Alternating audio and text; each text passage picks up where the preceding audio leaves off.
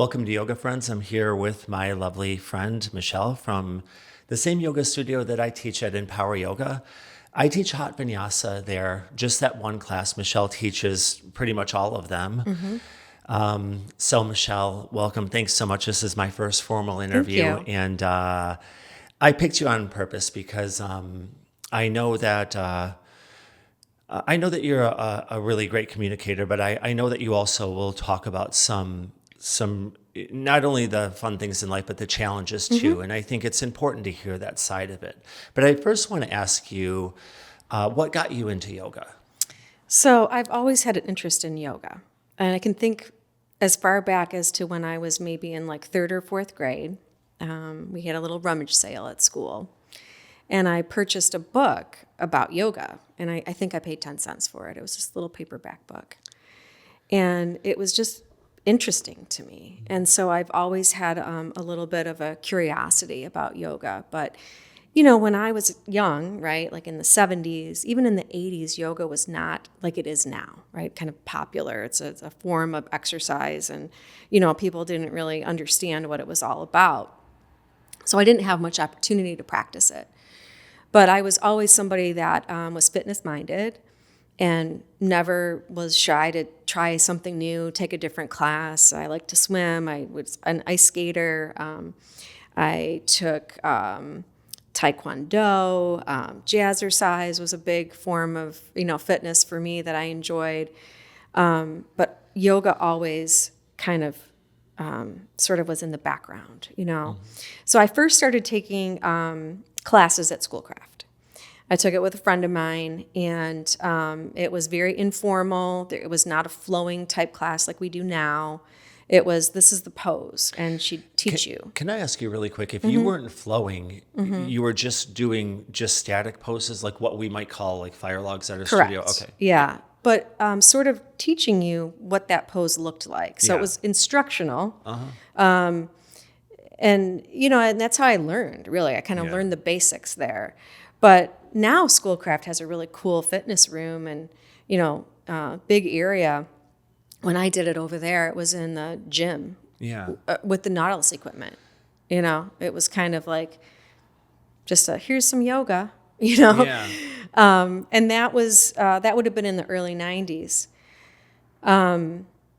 Lucky for me, I joined a women's fitness studio probably around 2012-13. And there was a candlelight yoga class. And I really liked the instructor. I kind of connected with her. I started to look forward to going to this class on Sunday evenings.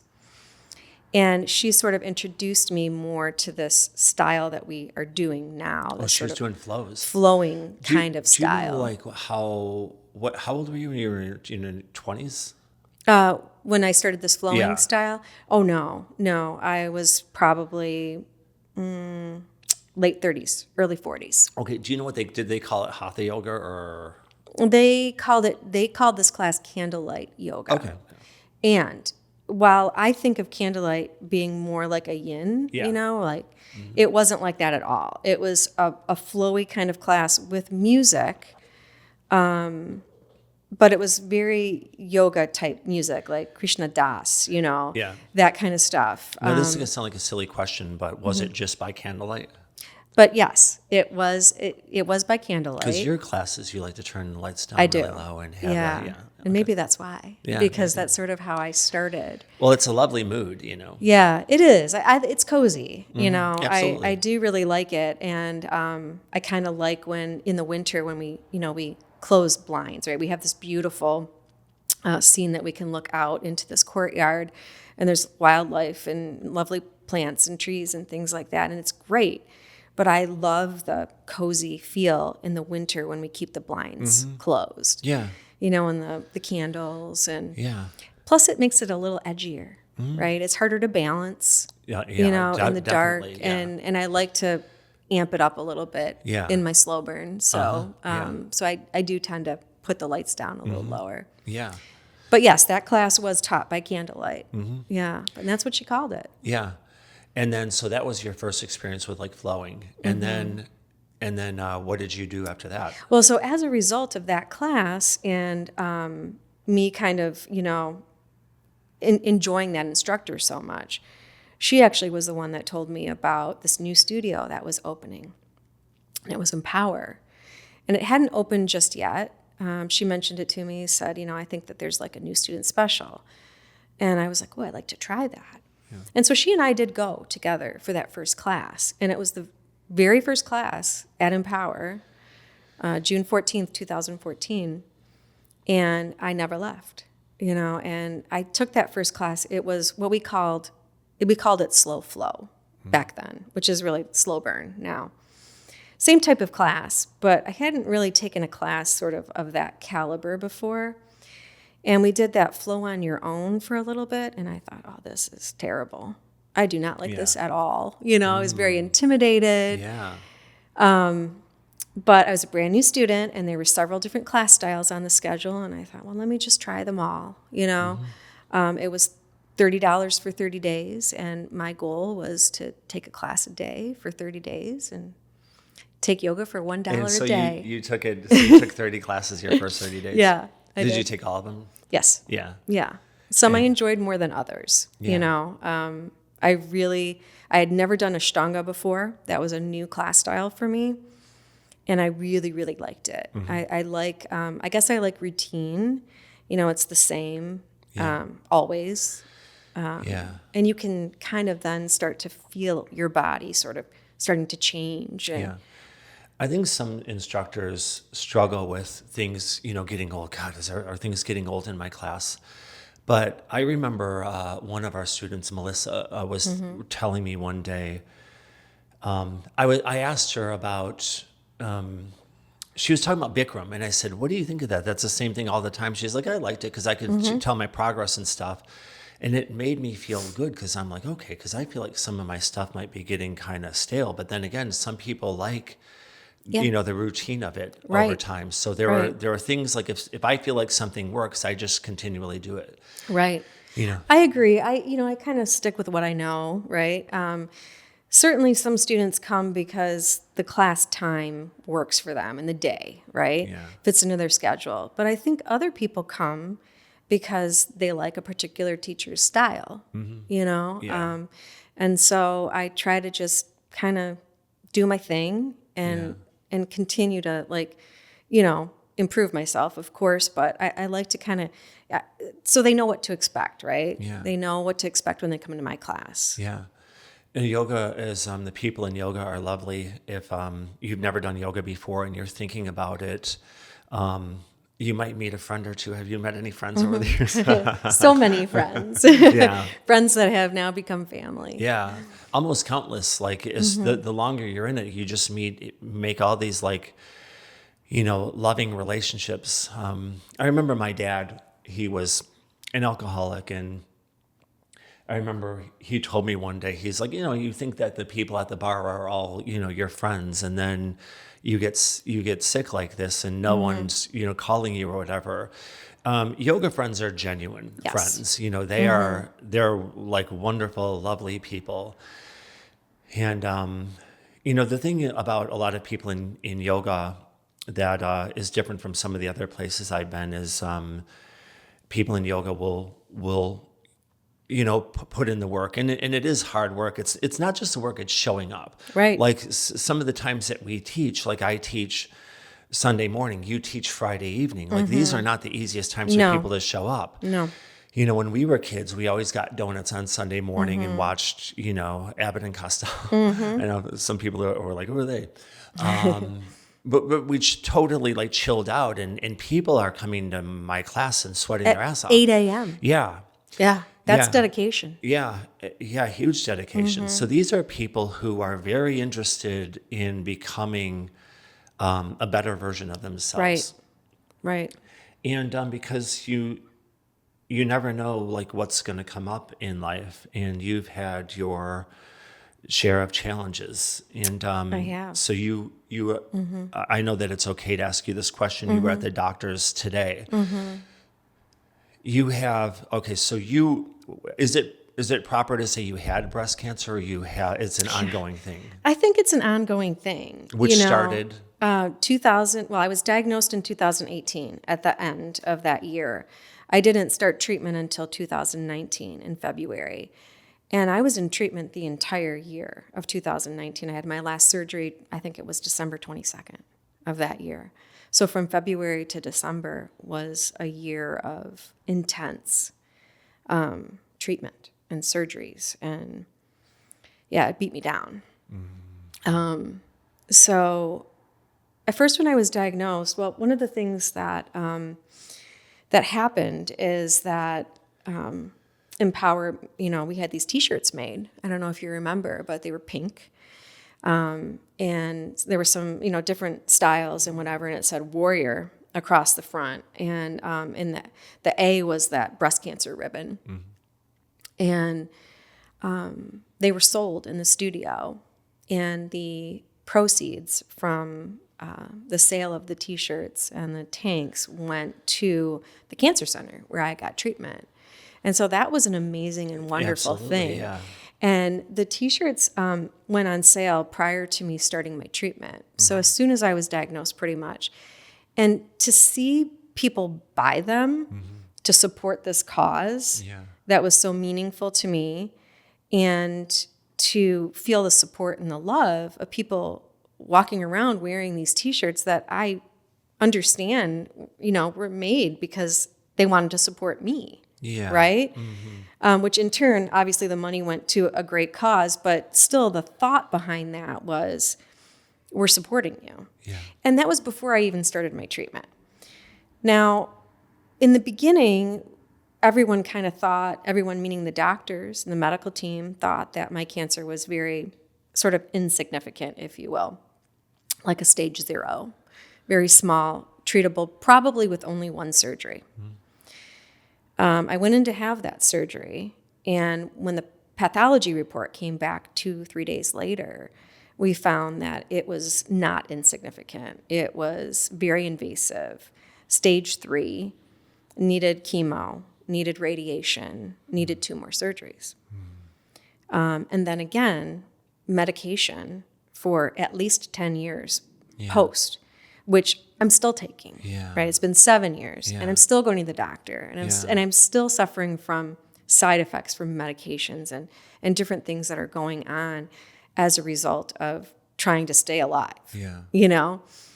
But the T-shirts were just one small fraction of the support that I got from Empower and the yoga community itself. Whether it was a little card or when I had to go to chemo, I needed someone to drive me. People volunteered. I had to turn people away. Many of those people that were my chemo buddies, like I like to call them, were from the studio. Were students. That, have become friends.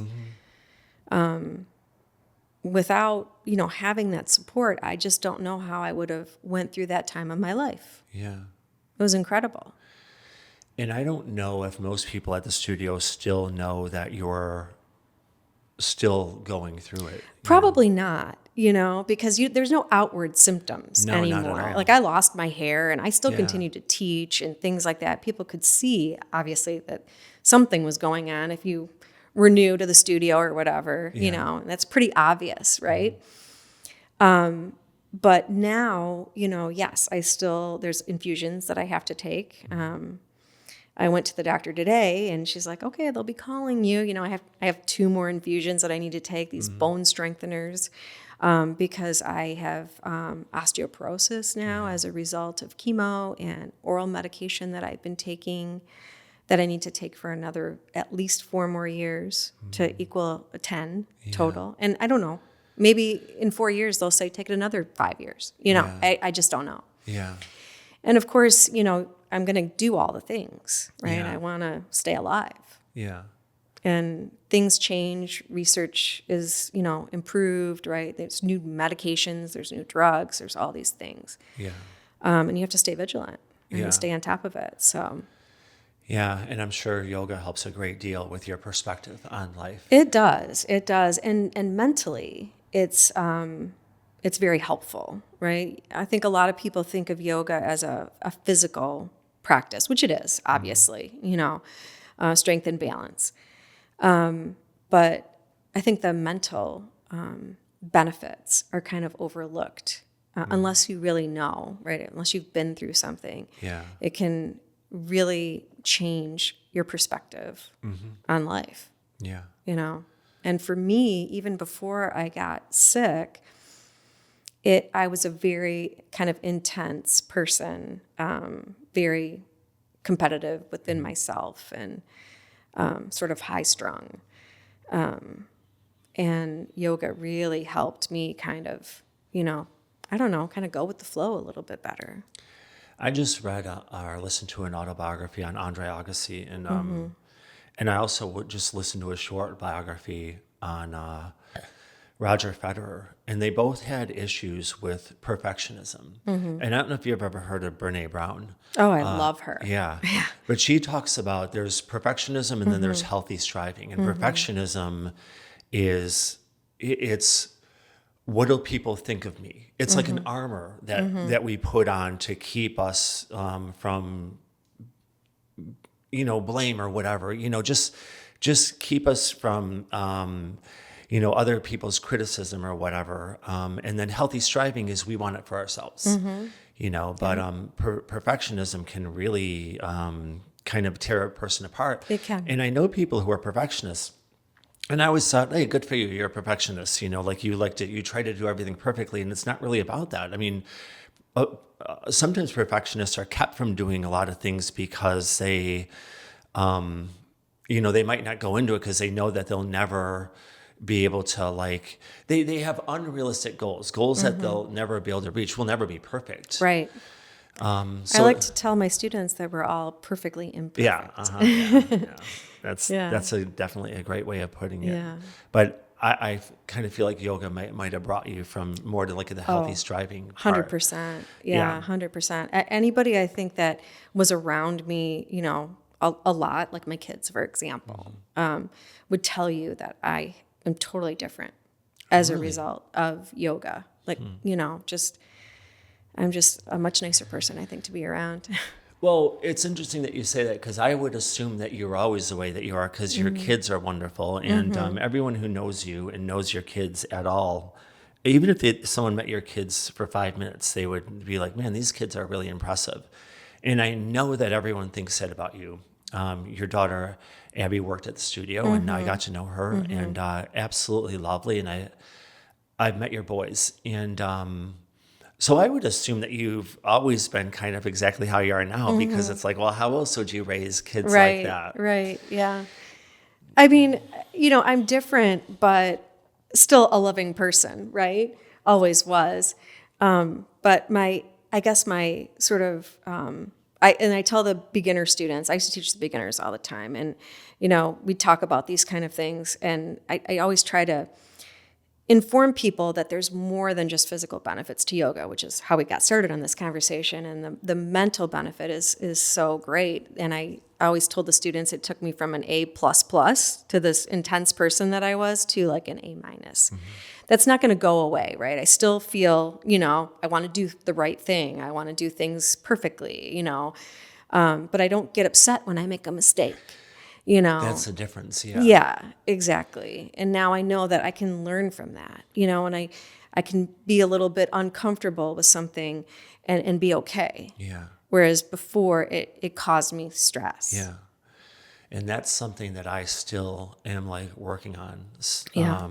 But at least I'm aware of it and I know it and I'm trying moving in that direction.